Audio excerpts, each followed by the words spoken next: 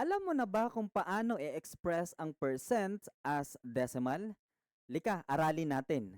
Pero bago tayo magsimula sa ating discussion, i-review muna natin kung ano nga ba ang percent.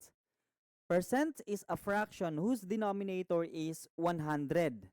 The symbol used for percent is this one. Alam kong familiar tayo sa symbol na to kasi since elementary ay nakikita na natin yung symbol ng percent.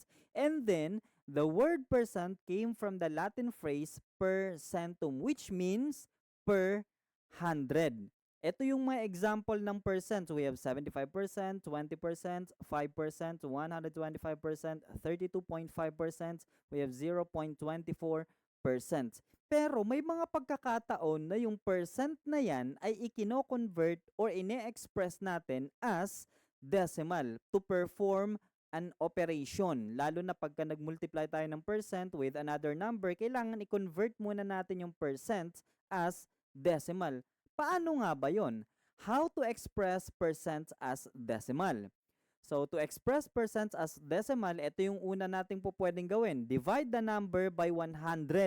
So, kaya nga per 100, i-divide lang natin yung given number by 100. Or, simply move the decimal point 2 places to the left and remove the percent symbol. So, ito yung pangalawa, usually yan yung ginagamit natin kasi instead na mag-manual division tayo by 100, ang gagawin na lang natin ay i-move yung decimal point ng number to the left twice. Okay, so para maintindihan natin kung ano yung ibig sabihin ng steps na yan, let's take some examples. We have to express the following percents as decimals. We have 75%, 20%, 5%, 125%, 32.5%, and 0.24%. Simulan natin sa letter A, 75%.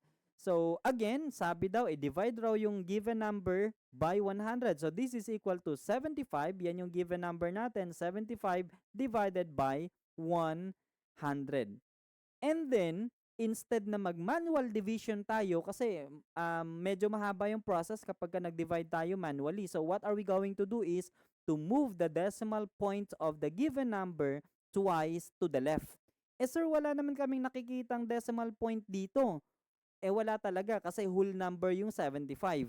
Okay, pero kapag whole number ang isang number, yung decimal point niya ay understood na nasa dulo. So in this example, yung decimal point ay nandito sa after the digit 5. At kailangan lang nating i-move yung decimal point na yan twice to the left. So we have 1 and 2. Kaya nagkaroon tayo dito ng 0.75. And so we have 0.75 at wala naman kasing number na nagsisimula sa point or sa decimal point. Kaya lalagyan natin ng 0 sa may unahan. So, the equivalent of 75% is 0.75 in decimal. Madali lang. So, let's take letter B. 20% is equal to, again, the given number is 20. So, that will be the numerator over the denominator 100 is equal to, teka lang, magde-divide pa ba tayo? Hindi na kailangan. Kailangan lang natin ay i-move ang decimal point nitong 20 na nandito sa may dulo. So, move natin twice to the left. So, we have 1 and 2. Kaya, meron tayo ditong 0.20. And again, wala naman kasing number na magsisimula sa decimal, kaya lagyan natin dyan ng 0. Okay, so we have 0.20 as the equivalent of 20%. Okay, so let's take letter C. 5% is equal to, again, the number is 5 over 100.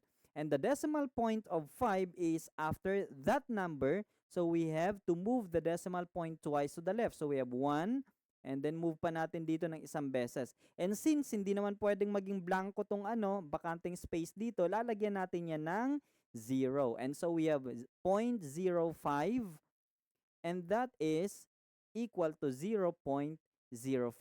So the equivalent decimal of 5% is 0.05 or 5 hundredths. Okay, so letter D tayo. We have 125%. And that is equal to the given number 125 divided by the 100 or divided by 100 kasi nga yan yung denominator natin pagka percent. Okay, and then the decimal points, since whole number ang 125, understood na ang decimal point ay nandito sa dulo. So we have to move that decimal point twice to the left. So we have 1 and 2. Ayan na. So yung decimal point natin ngayon ay between 1 and 2. So the answer will be 1.25. So the decimal equivalent of the percent 125 is 1.25. Okay, for letter E, we have 32.5%. So, divide ulit natin yung 32.5 by 100. And in this given, obvious na meron tayong decimal point nandito between 2 and 5. So what are we going to do? Sa halip na i-divide natin siya by 100, i-move na lang natin yung decimal point niyan twice to the left. So we have 1 and then another move 2. So we have 0.325. So this is equal to 0.325 or 0.325. Kung babasahin natin yan formally, we can read this as 325 thousandths. Kasi nasa thousands place na tayo. And for the last example, we have 0.24% is equal to, again, sulat natin yung 0.24 as our numerator over the denominator 100. And then, obvious naman, yung decimal point natin is between 0 and 2. So, move lang natin yan 2 places to the left. We have 1 and then 2. So, the decimal point will be located here. Kaya lang, meron tayong bakanting space at kailangan nating punan yan ng 0. So, lagyan natin yan ng 0 and so the answer will be 0.0024 and finally, we are going to add 0 before the decimal point para maging maayos yung pagkakasulat ng number. And I hope you learned something from this lesson.